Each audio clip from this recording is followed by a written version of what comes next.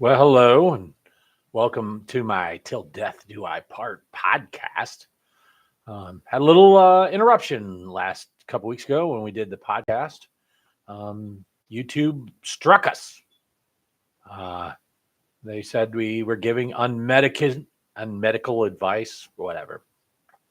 Anyways, um, some people got to see it, some people didn't. I tried protesting it, and of course, the godless people at YouTube. Uh, this is what we run up against. And we're not a country of free speech anymore. That is not um, the way things operate. And to be honest, the last presidency under the Biden administration stripped the world of freedoms during COVID, and tried to say that if we say something that opposes the common view. So everything I said is actually currently being evaluated by the medical community. They're actually currently the stuff I took for cancer, the stuff that the miracles that God did in my life. Those are real things that happened to me, real evidence, real truths based on evidences. But certain people don't want you to have a narrative that's outside of the money making narrative that is, unfortunately, our medical world sometimes. And so, I just tried to update people on what was going on in my life because I have several friends and family members that watch this podcast or listen to the podcast because they're getting updates on my life. And they don't necessarily want to call me all the time and to find out how I'm doing. And some of them watch the podcast. So I appreciate all the prayers everyone has given for me and prayed for me. And I am doing well. I went in for the surgery and they did take out my kidney. It was a bigger surgery than they thought, and the cancer was very large. They removed it, and they verified what kind of cancer it was. It's a rare cancer, and I watched that, and talked to the doctors and all the other stuff about my cancer, and my lungs are clear. It is a miracle that the lungs were clear, and so that was pretty amazing to me that they did another MRI and my lungs were clear. And the surgeries took a lot longer. But anyways, as I was recovering, I had a little bit of a problem. I did not know, my first surgery, I had no idea what normal or abnormal was. And they had pumped me full of air for the surgery. They inflate you like a balloon, and then the air seeps out. Well, the air didn't seep out. I don't know if they sealed me up perfectly or what, but the air did not seep out. I became a very unusual case. Most of the doctors when I went back to the ER had never seen anybody go this long without the air leaving their system, and it added more. It caused all kinds of problems. I couldn't breathe. I couldn't eat, could not drink, could not sleep, could not do anything. I was in misery. Could not even stand, needed help to stand. For a whole week, I really wanted to die.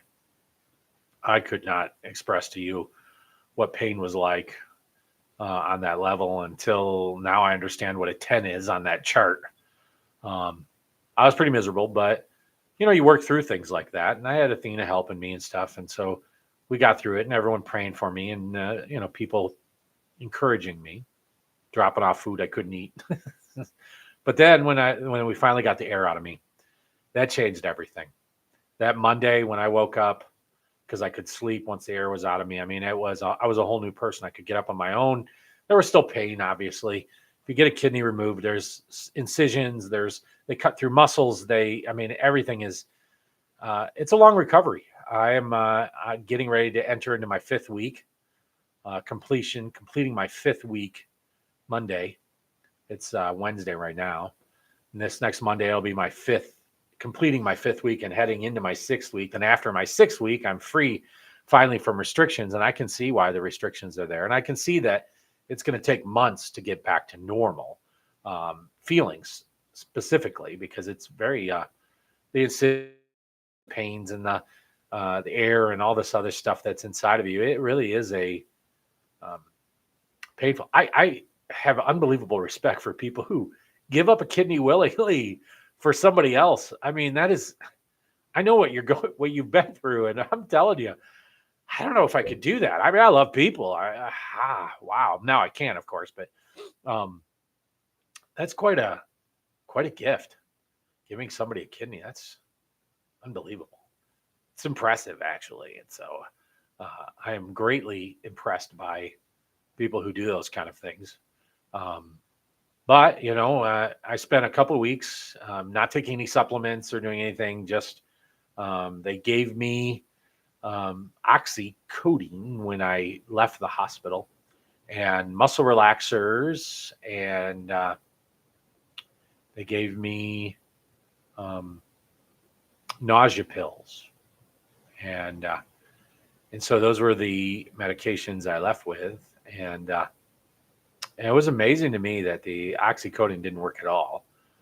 For me, maybe it works for other people, but it didn't work for me at all. But I still tried it.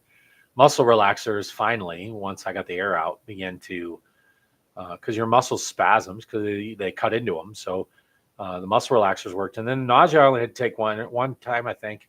And boy, I can tell you, you do not want to throw up when you get surgery. The pain of coughing and sneezing and laughing and all that stuff is real. It causes pain.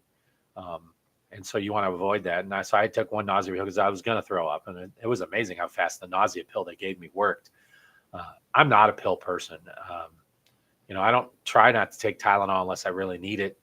I'm definitely not a pain person with oxycodone or any of that kind of stuff. I try to avoid that as much as possible until I can avoid it.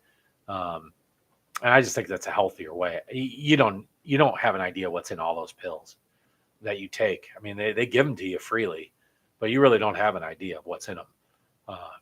And I don't either. So but when you look at me, like for me personally, I just try to avoid that kind of stuff as much as possible. If I have to take it, I have to take it. Right. When I had diabetes and was bad diabetic, they had me on metformin, and then they had me on all these other things. And metformin made me sick, and then all these other things. Once I got off of it, I was really being able to manage it with my diet. I'm on the carnivore diet, and I'm not on any medication now. I got off all the medication I was on because of the carnivore diet. Diabetes, if you don't eat sugar, guess what? You don't have as big an issue with diabetes as when you are loving sugar, which I was. I mean, I got diabetes because I loved sugar. And my doctor said so.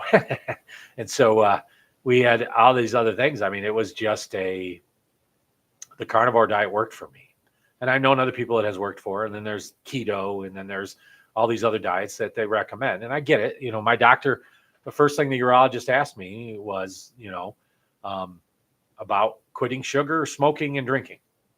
He said, you need to not do all those things. I was nailing it, right? Because I'd already been on the carnivore diet. But sugar feeds cancer, and they know that. And he said that. And I wish they had told me that a long time before I got cancer.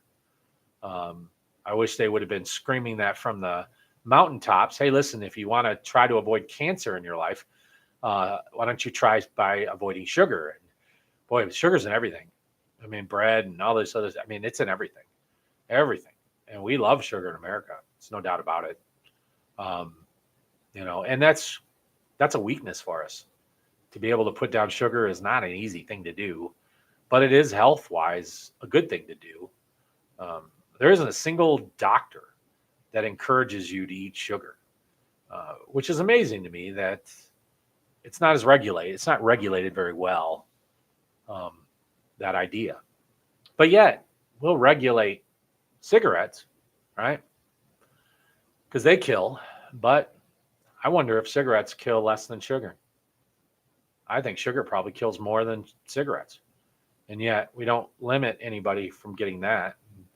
When anyone tries to take away a kid's Coke, they get really mad, and because Coke is big, Pepsi's big, right? The soda drink world is big. Pop world, if you're from the north, is big.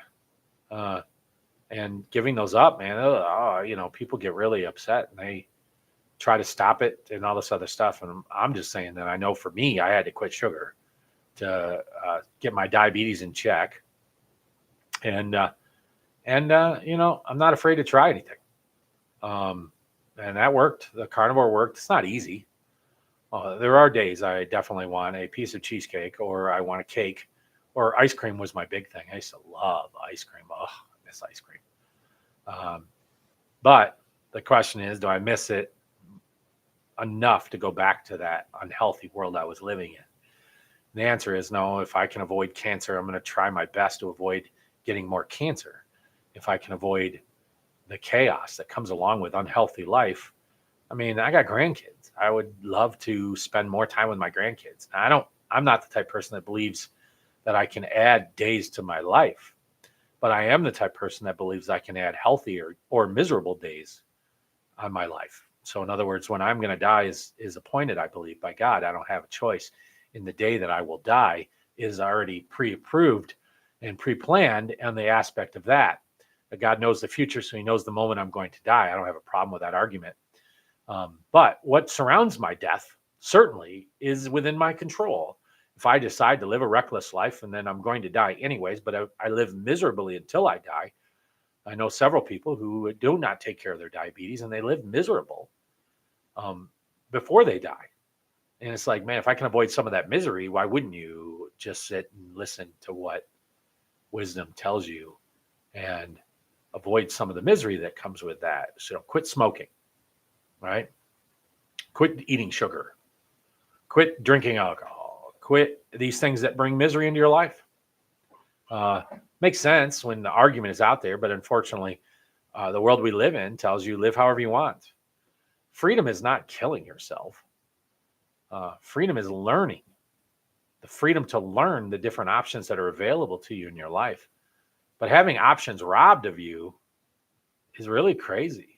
I don't think I've ever seen it so bad in our culture right now, where we would like to shut up the other narrative and not allow them to talk. What's wrong with talking? Talking helps you come to a good decision, hearing both sides. I mean, do you realize that's why we have a Democrat and Republican party? And then we have an independent who's unsatisfied with both. But the Democrat and Republican Party are two sides of the coin. They're never the same side. You'll never hear a Republican being a Democrat or a Democrat being a Republican. There is something that specifically separates those two worlds.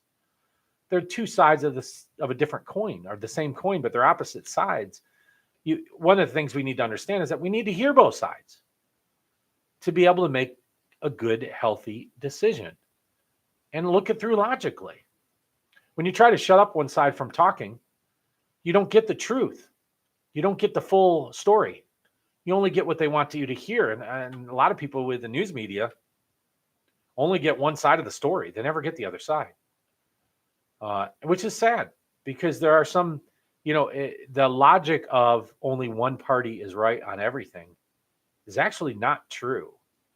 There's wise people in both sides of the parties, and they look at it from different perspectives, and so they come at it with good intentions. Now, I obviously am very careful who I vote for because of my views, but I can honestly say I sit and listen to both. I want to hear why they believe what they believe, why they follow what they do. We just recently had these No Kings rallies in the United States, and for me, it's like, well, why do you have these rallies? Right? Why are they there? Why? What do you believe? I mean, do you really believe we have a king? Do you really believe? Of course you don't, right? So then why you kind of things? And I really want to know why they do what they do. Number one, it helps me to understand them, but also to come to the greatest conclusion for myself, what I believe about stuff like that, and maybe have even a little bit of compassion on them instead of being mean or attack oriented. But this is the world we live in now. It actually tells everyone to shut up. If you don't have my view, you're not allowed to say the other view. And that's not the way to come to the best decision possible. So when it comes to the medical world, it is shocking to me that we still have people not allowing you to even talk about other medical options that are available to you, to even talk about it. Not to say you have to do it. I could understand if I got on here and told you, you must do this. There's no other option. I could see why people would be frown against that. Right now, I'm telling you, you have to do this, or else, something bad's going to happen to you. but let's talk about it. Let people say it, right? I know they think that Americans are too stupid to come up to their own conclusion, but still, we're really not. Give us all the evidence. Let us come to our own conclusion. Don't rob us of evidence that actually does work, because then you get stories where people are very mad about the fact that you're robbing me of the opportunity to hear both sides of the story. That should never be in America, who was founded on freedom, to be able to hear both sides of the story. Guess what? Even if it's crazy, let them talk. They're not telling you have to do anything. Just let them say their side. Let them say their piece. Let them say what they think, whether it's supported or not. There's a lot of people who believe in the moon landing and don't believe in the moon landing. There's evidences for both. Why would you argue that they shouldn't be allowed to hear one side? Who cares? Listen, I go to sleep tonight. Whether we landed on the moon or didn't land on the moon means absolutely nothing to me going tonight or getting up tomorrow. It's just conversation. But what if I need to talk about it and I can't? So like my situation with cancer, not being able to hear that there's other options available that might work to me, is sad that our country's at that point. It's sad, and it needs to change.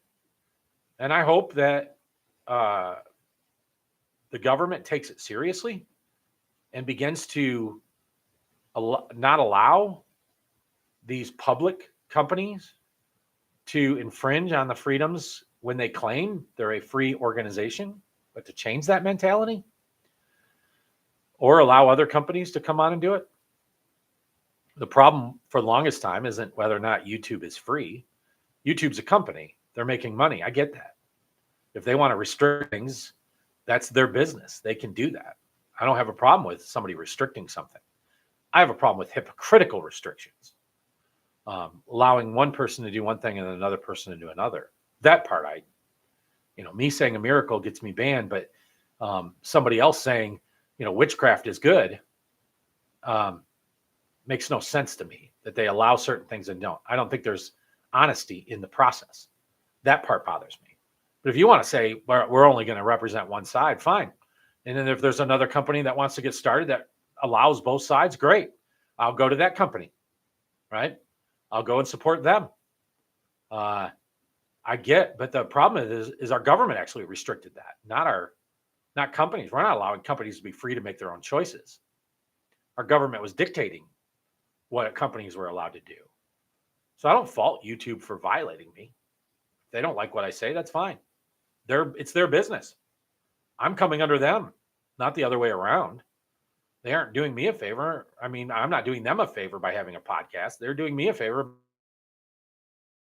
So although it bothers me they did that, and the only thing that bothers me about it was not that I got a strike, but the fact that it's so hypocritical in the way that people get strikes and don't get strikes. And I just wish they were more consistent, because that makes you look bad, makes the company look bad, right? So people look bad at the company. And maybe there is a free one coming. Maybe we'll get involved in that and start doing podcasts on that. But I get the argument. The problem is that you're robbing people from hearing both sides when you do that. And you're basically saying my side's right and no other side is right. We just know that's not true. That there's a lot of good things that come out of both sides.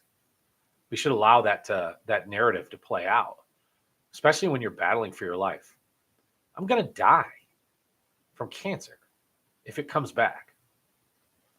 And when you're thinking about death and cancer, you want as many options available to you as possible. You do realize that people go to other countries to get help because cancer is one of those things where, hey, I'm willing to try an experimental thing. I just don't want to die, right? So they get those kind of mentalities. So when you hear about different medications that work and then they shut you down and don't let you share that just because it's not medically proven yet, although it is being studied, and they are finding evidences of it, it's really sad. We're actually getting to a point where people will be banned for saying pray for each other. Well, prayer, there's no proof prayer works, right? It's sad that we're getting there. And I'm not sure anyone's ever going to be able to even watch this episode. But I can tell you this, that I'm not going to stop telling people about the truth. And if they find me and kick my podcast off, well, we'll go to somewhere else and we'll find another podcast. We'll do another thing, right? We'll keep going until we get the message out there that, I mean, what I take and what I do, which you can look back in this podcast, you can obviously watch. I detail everything I do because I believe it has benefit, and I'm willing to try anything. Why wouldn't you? If you're being told your cancer is killing you, why wouldn't you try anything? I mean, I'll be honest with you. If they told me standing on my head worked, I'd stand on my head. I mean, it's as crazy as that sounds. It's like when you get to this point in your life, why wouldn't you? Why wouldn't you try? I mean, it's just the way it is. My wife is unbelievable about this kind of stuff. She is amazing. People don't give her enough credit for the research she does on this kind of stuff and the value that she brings into my life with that. I'm a skeptic. I've always been a skeptic. I'm a conspiracy theory guy. I love that argument. I love that kind of stuff. I've definitely, when you look at my life, I'm definitely the type of guy that says, castor oil? Really? Try castor oil? Dandelion root? Ivermectin? I mean, I don't, I'm not sold on all this stuff. I don't go into it like my wife does. She's done the research. And that's what I've been encouraging you from the beginning. Do the research on it. Go out there and find what people are saying and see the stories, the evidence. And do the evidence. Look at the evidence. Come to your own conclusion. It isn't there's not only one way. There's many ways. Just look at the evidence. Look at the evidence and make your own decision. But don't think that there's only one side, because there's not always one side. It's why we have the Republican and Democrat Party. It's what's made America great. There's always been two sides, two thoughts, two patterns, two ways of doing things. So just keep your eyes open. Look around. I don't know if this will continue. I don't know if they'll take this one down. But I do know this. I'm going to keep telling it until we have to find somewhere else. Because there is value in that. There is value in looking around and doing research. Just do it. Just do the research. As a pastor, I tell people all the time, read your Bible. Read your Bible. Read your Bible. Do the research. If you want to know what God thinks about something, read your Bible. The research is there. Study it. You want to know what God says about miracles? Read your Bible. You want to know what God thinks? Read your Bible. Many Christians don't read their Bible, and then they don't know what God believes or thinks. Read the Bible. Do your research. I come from the day and age where we had to use encyclopedias. Do you remember that? Where you had a bookshelf full of encyclopedias. You had to go to the library and look up information. We didn't have Google. We didn't have all the options that kids have today to be able to do research and adults have today. You have everything at your fingertips. If you don't do research, it's just because you're lazy. Do the research. Find the information. I'm blessed to have a wife that does that for me. But I do a lot of research too. When I saw that Robert Kennedy took that methylene blue, I looked it up, right? Why is he taking it? Well, what's the information on it? What's the studies being done on it? Is there medical studies being done on it? You can find all that information. There are medical studies being done on it. They have been given methylene blue for people with diseases. Doctors have been prescribing it for years. I didn't know that. Never even heard of it. Well, do the research, right? Find out about it and find out whether it works for you or not. It might. Yeah, you don't know. If you don't do the research and don't try, just be careful. There is a world out there that wants to take advantage of you. Some of this stuff's very expensive, and it's like they know that you're desperate because you have cancer. So they give you a pill that's so expensive that you can't afford it. And if you do, you have to go into debt to get it and not knowing if it works or not. There are people who take advantage of you, but there are also people who really genuinely care about you, really want you to be free of cancer or have no issues. So that world is there. Go out there and look at it, study it, review it, look at that stuff. I don't tell you you have to do it. I've never told anybody they have to do anything. I just tell people what I do. And then I tell them if it works or not for me and what did and didn't and what I believe about God. I tell people freely. These are my beliefs. And I've told you what my doctor has said too. And those are his beliefs. And I'm not afraid to say that I might be wrong in some of this stuff. Could be dead wrong. Might not work for everybody. And that's fine. It's worth a try on my world to try it and then share it. And whether or not YouTube allows it is up to them. It's their business. If they want to block me, they can block me. If they don't, they don't. They didn't block the other ones. So that's where I'm at. I'm in recovery mode, trying to, until I have to go back and get all the MRIs again. They're going to MRI my whole body and see if the cancer went somewhere else. And if it does, we'll have to deal with it. And if not, maybe it's gone. Maybe I'll go into a remission phase. I don't know. I do know that I'm trusting God and doing whatever I believe is right. And I will keep doing that.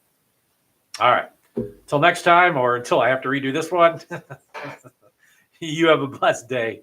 That's it for Till Death Do I Part.